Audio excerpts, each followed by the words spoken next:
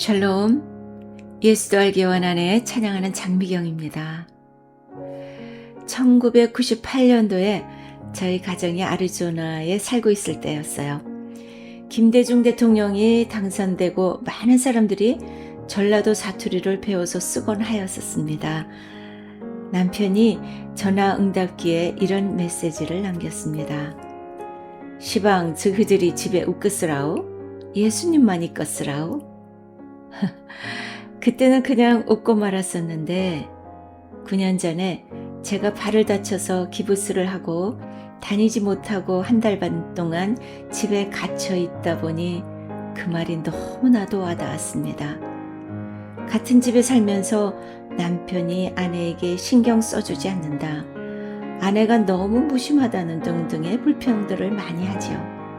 나도 남편과 대화할 때 남편이 내 눈을 마주 보아주고 이야기하며 들어주었으면 좋겠다는 생각을 많이 합니다. 그런데 예수님은 우리와 함께 한 집에 살고 계시는데 예수님은 얼마나 답답하셨을까? 내내 내 옆에서 내가 언제 눈을 마주쳐 줄까? 내가 언제 주님을 부를까 하며 같이 한 집에 살고 있지만 주님은 식사 시간에 초청하지 않았고 중요한 결정을 할 때 고민은 많이 하지만 정작 옆에 계신 주님은 따돌림 당하시고 계시고, 우리 아들은 아직 예수님을 모릅니다. 어릴 때 예수님을 구주와 주님으로 영접하였지만 아직 예수님과의 개인적인 교제가 없습니다.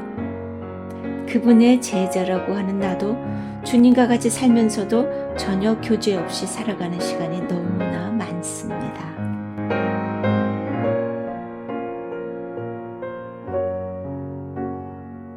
프랭크 라우바흐는 아내와 함께 1915년도에 필리핀 선교사로 가서 교회와 신학교를 세우고 섬기다가 30년도에 회교인들만 사는 섬에 가서 그들에게 개종을 강요하지 않으면서 그들과 더불어 살았답니다. 매 순간 하나님의 임재를 느끼며 4만 5천 명에게 글을 쓰고 읽는 것을 가르치고 수천 명에게 하나님을 풍성히 체험할 수 있게 하였답니다. 그분의 편지 중에 이런 글이 있습니다. 지금 나는 하나님의 현존을 매우 좋아하기 때문에 약 반 시간 동안만이라도 하나님께서 내 마음에서 사라지면, 비록 그것이 하루에 여러 번 있는 일이긴 하지만 마치 내가 하나님을 버린 것 같이 생각되며 내 삶에서 매우 귀중한 것을 잃어버린 것 같은 느낌이 듭니다. 하나님께 창문을 활짝 열고 그분과의 친밀함 속에서 매 순간 그분에 대한 생각으로 가득 차기를 소원합니다. 그분의 뜻에 맞추어 살길 애쓰고 싶습니다. 주님과 눈과 눈을 마주하고 그분을 바라보며 그것이 바로 승리의 삶이고 기쁨인 것을. 내가 주의 신을 떠나 어디로 가며 주의 앞에서 어디로 피하리까? 내가 하늘에 올라갈지라도 거기 계시며 음부에 내 자리를 펼지라도 거기 계시나이다. 내가 새벽 날개를 치며 바다 끝에 가서 거할지라도 곧 거기서도 주의 손이 나를 인도하시며 주의 오른손이 나를 붙드시리이다. 시편 139편 7절에서 10절 말씀입니다.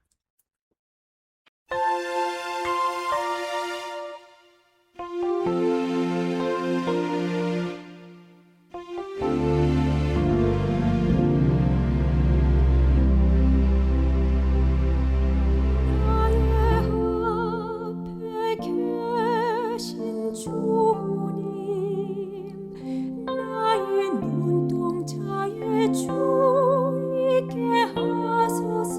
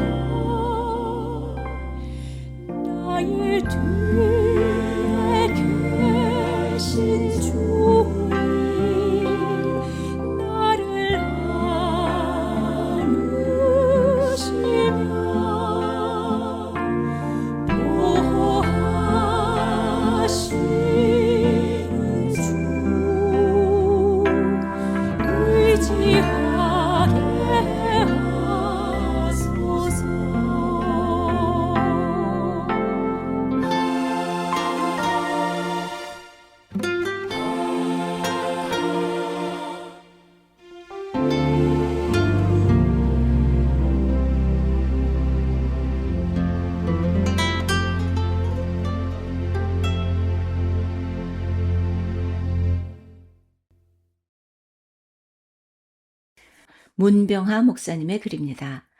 미국의 한 노인이 자기가 기르던 반려견에게 우리 돈으로 100억을 유산으로 물려주었다. 그리고 반려견을 돌보라고 부탁한 사육사에게는 1년에 5천만 원씩의 연봉을 주라고 유언했다. 반려견이 죽고 난 후에는 개의 유산 100억 중 남은 돈은 동물보호소에 기증하라고 했다. 그리고 자신의 외동아들에게는 2억을 주라고 유언했다. 그러자 아들은 분을 못 참으면서 법원에 소송을 제기했다. 내가 외동아들인데 어떻게 내가 걔보다 못합니까? 걔에게는 100억을 주고 나에게는 2억을 주다니 이게 말이 됩니까? 판사님, 억울합니다. 바로 잡아주세요. 아들에게 판사가 물었다. 고소인은 아들로서 1년에 몇 번이나 아버지를 찾아뵈었습니까? 아들은 묵묵부답으로 말을 못했다. 돌아가시기 전 아버지가 즐겨 드신 음식이 무엇인지 아십니까? 역시 말을 못했다. 전화는 얼마 만에 한 번씩 했습니까? 역시 대답을 못했다. 아버님 생신은 언제입니까? 아버지 생신 날짜도 모르는 아들은 할 말이 없었다. 그때 판사가 아버지가 돌아가시기 전에 찍어 놓은 영상을 보여주었다. 영상 속에 아버지가 유언을 남기고 있었다. 내 재산 100억을 내 사랑하는 개에게 물려주고 사육사에게는 매년 5천만 원씩을 주고 내 아들에게는 2억 원을 물려줍니다. 혹 아들이 이에 대해 불평을 하거나 고소를 하면 아들에게는 1,000만 원을 물려주세요. 판사는 아버지가 생전에 찍어 남겼던 영상을 아들에게 보여주고 나서 판결을 내렸다. 1,000만 원을 상속하도록 허가합니다. 핏줄이 관계의 시작은 되지만 관계를 이어주는 것은 관심입니다. 우리는 흔히 가족이라는 이유로 당연히 내 편일 것이라는 착각 속에 부모나 주변 사람들에게 소홀하곤 합니다. 하지만 무관심한 혈연은 진정한 가족이라 부를 수 없으며 오히려 곁에서 온기를 나누어 준 대상이 진짜 가족의 역할을 합니다. 하나님과의 관계나 사람과의 관계 모두 이름만 결속되어 있다고 유지되는 것이 아니라 끊임없는 관심과 사랑의 소통이 있어야 합니다. 관계를 이어가고 생명을 불어넣는 것은 결국 관심과 시간입니다. 핏줄은 주어지는 것이지만 관계는 만들어가는 것입니다. 우리는 부모, 형제, 자녀라는 혈연 관계를 선택해서 태어나지 않습니다. 핏줄은 하늘이 준 자연적인 조건이자 일종의 시작점일 뿐입니다. 하지만 아무리 좋은 핏줄을 가지고 태어났어도 그곳에 물을 주지 않고 방치하면 그 밭에는 잡초만 무성한 황무지가 됩니다. 반대로 핏줄이 섞이지 않은 타인이라 할지라도 서로를 향한 따뜻한 시선과 정성이 더해지면 피를 나는 형제보다 더 깊은 결속을 가지게 됩니다. 결국 관계를 살아 숨쉬게 만드는 것은 태생적인 조건이 아니라 그 관계를 가꾸기 위해 내가 선택한 행동입니다. 또한 관심은 관계의 영양분입니다. 누군가를 사랑한다는 것은 그 사람에게 주의를 기울이는 것입니다. 그가 요즘 무엇 때문에 힘들어하는지, 어떤 말을 하고 싶어 하는지, 그의 눈빛이 무엇을 말하고 있는지 관심을 갖는 것이 관계의 시작입니다. 사랑의 반대말은 미움이 아니라 무관심이라는 말이 있습니다. 무관심은 가장 잔인한 폭력입니다. 미움은 에너지라도 있지만 무관심은 상대방의 존재 자체를 지워버리는 일입니다. 아들은 아버지를 미워하지 않았을지 모릅니다. 하지만 무관심으로 일관하면 아버지에게 아들은 살아있는 존재가 아니라 잊힌 존재이자 남보다 못한 이웃이 되고 맙니다. 시간은 관심의 가장 진실한 증거입니다. 우리는 흔히 마음은 그렇지 않은데 바빠서 연락을 못했다는 핑계를 댑니다. 하지만 냉정하게 말해 시간을 내어주지 않는 마음은 거짓말에 가깝습니다. 사람은 자기가 중요하다고 생각하는 일, 사랑하는 사람에게 어떻게든 시간을 내기 마련입니다. 돈은 한 번에 많이 줄 수 있지만 시간을 함께 보낸다는 것은 내 삶의 일부를 쪼개어 상대방에게 선물하는 고귀한 행위입니다. 아무리 돈이 많아도 아이와 함께 놀아주는 10분이 없다면 좋은 부모가 될 수 없고, 아무리 능력이 뛰어나도 부모님의 전화를 들어줄 5분의 여유가 없다면 좋은 자녀가 될 수 없습니다. 우리는 흔히 가족이니까, 친구니까, 연인이니까 당연히 이 관계가 유지될 것이라는 착각을 합니다. 하지만 모든 관계는 관리하지 않으면 유통기한이 지나 썩어버리는 신선식품과 같습니다. 당신이 소중하다고 말하는 그 사람을 위해 오늘 어떤 관심을 가졌으며 얼마큼의 시간을 쓰셨습니까? 이 질문에 부끄럼 없이 답할 수 있을 때 우리의 관계는 핏줄이라는 한계를 넘어 세상에서 가장 단단하고 아름다운 열매를 맺게 될 것입니다. 갈라디아서 6장 7절 말씀입니다. 스스로 속이지 말라. 하나님은 업신여김을 받지 아니하시나니 사람이 무엇으로 심든지 그대로 거두리라.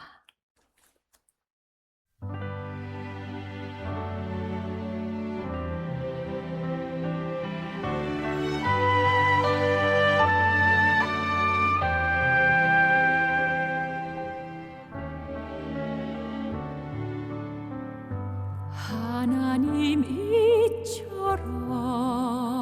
이처럼 나를 사랑하사 당신을 내게 보내셨으니 내게까지 걸어온 그 발 내 삶으로 그대를 씻기리.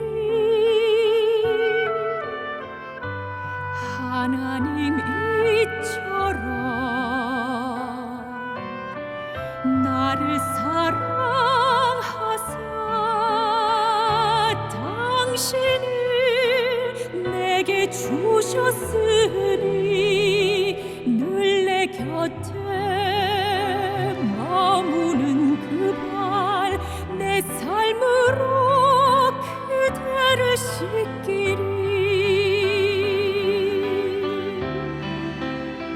죽기까지 사랑할 그대 발에 입 맞추리니 그때에 내 눈 열려 하나님처럼 그대 바라보리. 죽기까지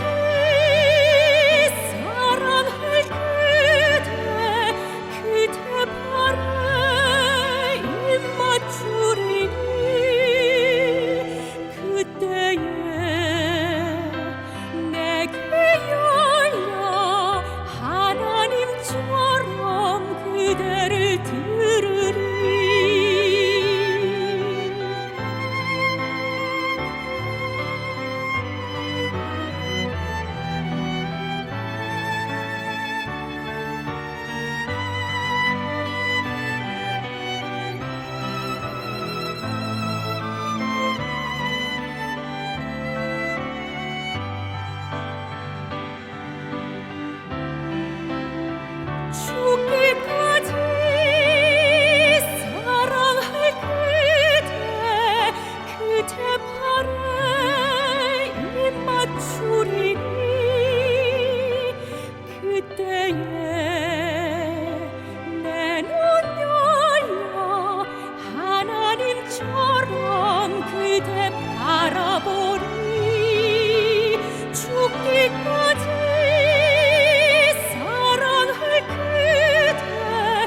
그대 발에 입 맞추리니 그때에 내게 열려 하나님처럼 그대를 들으리.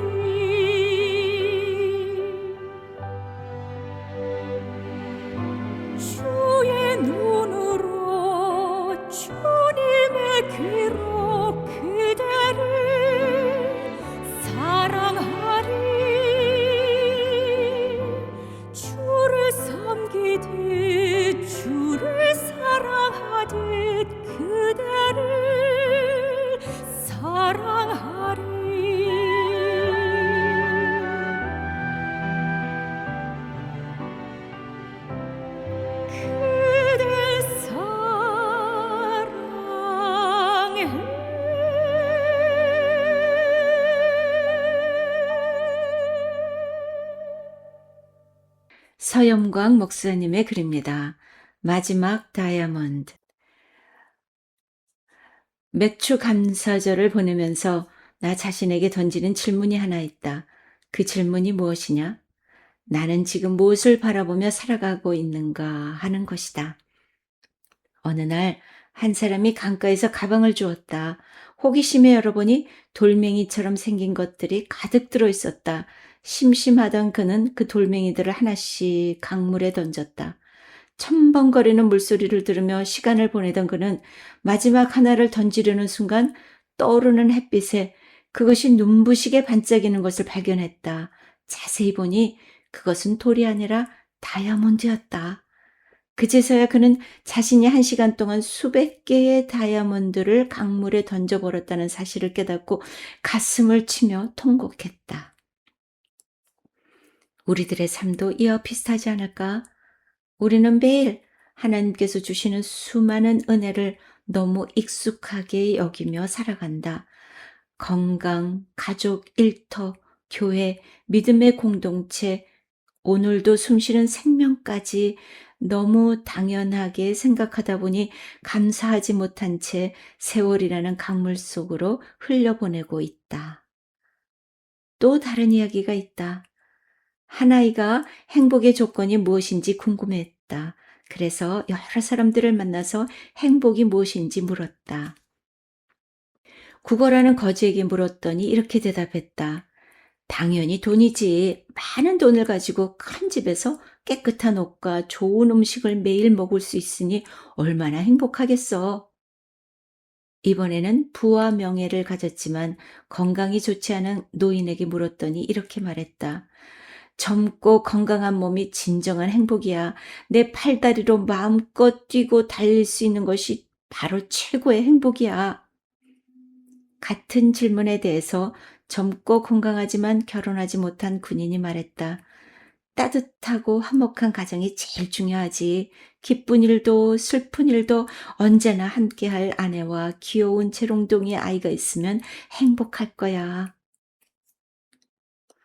남편과 함께 5아이를 키우는 여성에게 물었더니 이렇게 대답했다. 혼자만의 시간이 필요해. 가족도 잠시 있고 나만의 평화로운 시간을 가지면 행복할 거야. 무슨 말인가? 사람들은 자신이 가진 것은 당연하게 생각하고 없는 것만 바라보며 살아간다는 것이다. 그러나 행복은 더 많이 갖는 데 있는 것이 아니라 이미 받은 것을 발견하는 데 있다. 감사는 더 많은 축복을 받은 사람이 아니라 이미 받은 은혜를 기억하는 사람이 드리는 신앙의 고백이다. 7월 첫 주가 맥주 감사절이었다. 한 해의 절반을 돌아보며 하나님께서 베풀어 주신 은혜를 세어보는 절기다.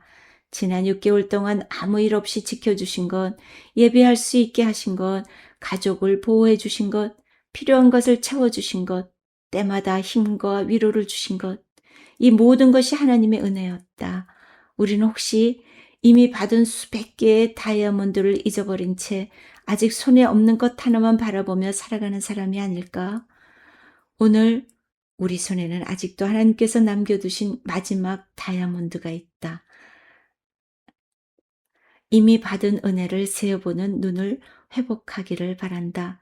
감사는 은혜를 기억하는 사람의 언어이며 행복은 감사하는 사람의 마음에 머무는 하나님의 선물이다.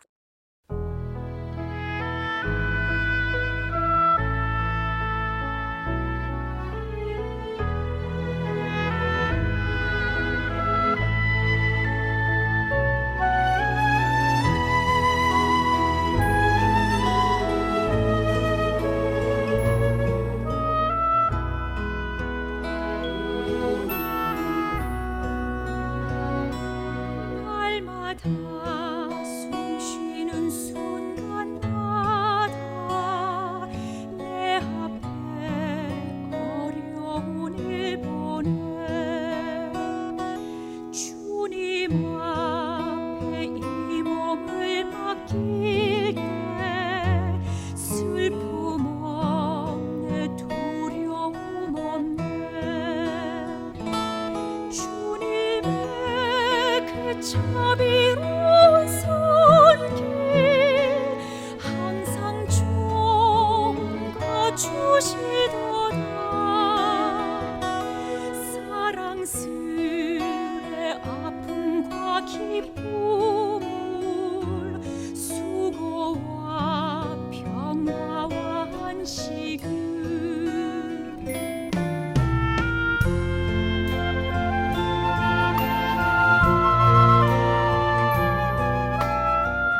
예수도 알기 원하는 제작진행의 찬양하는 장미경이었습니다. 다음 주에 만나요. 샬롬. 주님